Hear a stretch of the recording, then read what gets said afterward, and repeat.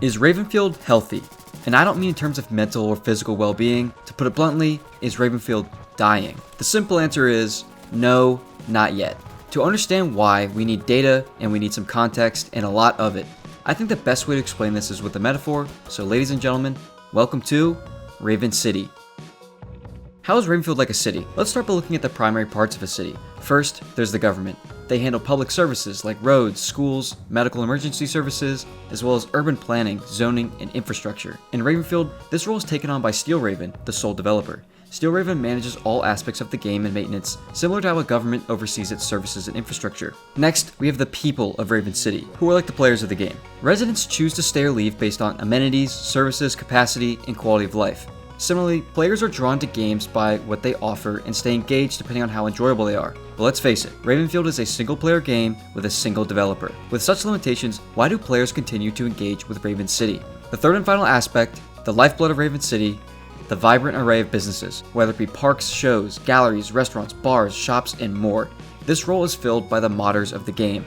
The workshop is the city's equivalent of downtown, where the real experience of a city can be found. Modders bring their creativity and new content to Ravenfield, enhancing and expanding the game's world. They keep the game lively and engaging, just as culture and recreational features enrich a city. Each of these three aspects, developer, players, and modders, is crucial to the game's success. Without any one of them, Raven City wouldn't exist. It would slowly fade away. The capacity for people and businesses rely on the government, the people in government depend on the businesses, and the government and business exist because of the people, and so on. The developers, the players, and the modders form a living ecosystem. Today, let's explore how well that ecosystem is doing, starting with the government.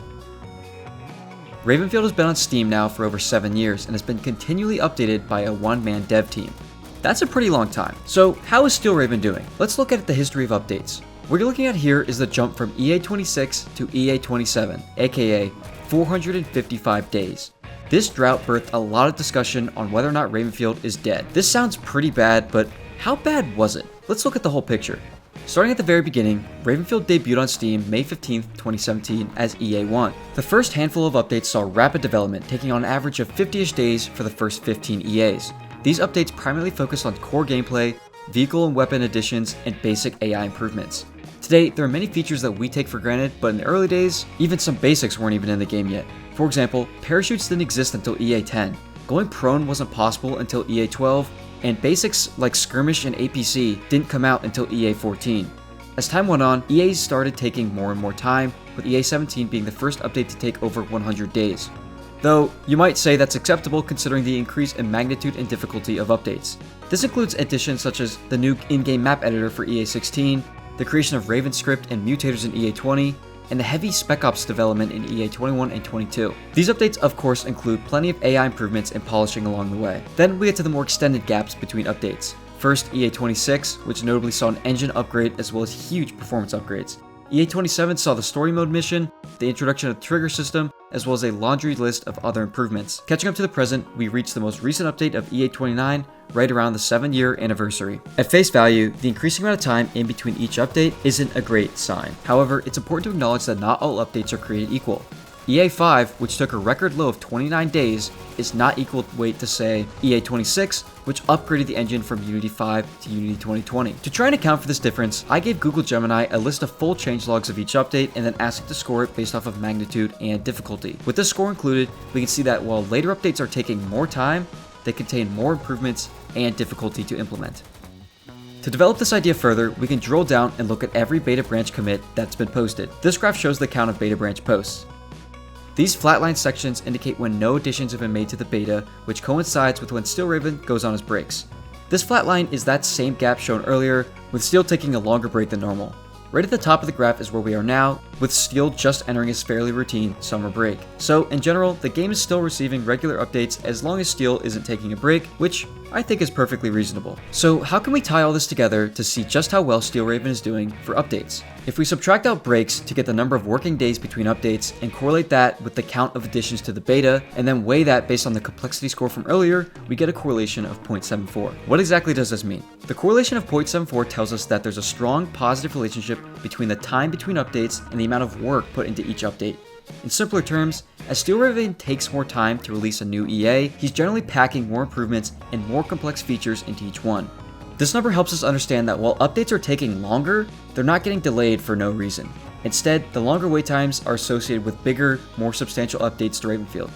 This is of course when you discount for breaks. So while there are plenty of ways to look at the data, it's in my opinion that Steel Raven is doing a good job at the government of Raven City, and that this aspect of Raven City is well under control. For the fate and the health of Ravenfield, I'd say this faction is up to code. Steel Raven does in fact still care about this game and is still working on it. He just takes the occasional break, that's all.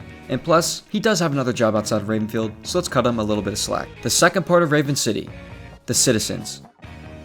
Now unfortunately, it's much harder to rate how the players are doing outside the standard Steam player count. So let's just start with that. Using Steam data, we can see the average player count each month as well as the peak in each month. And honestly, Ravenfield reminds me of a blue chip stock. Consistent trends, moderate growth, low volatility.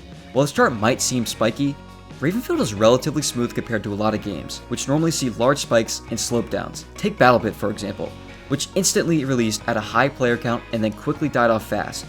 This contrasts very differently from Ravenfield, which holds a small, yet consistent trend. I think that the nature of this game, being single player, can help explain this, on top of the fresh content brought in by the workshop. That being said, the past few years have seen a drop in average players, though this is likely in part from the drought in the new content during that infamous EA26, EA27 phase. Based on very recent performance, there's a small uptrend, but nothing substantial.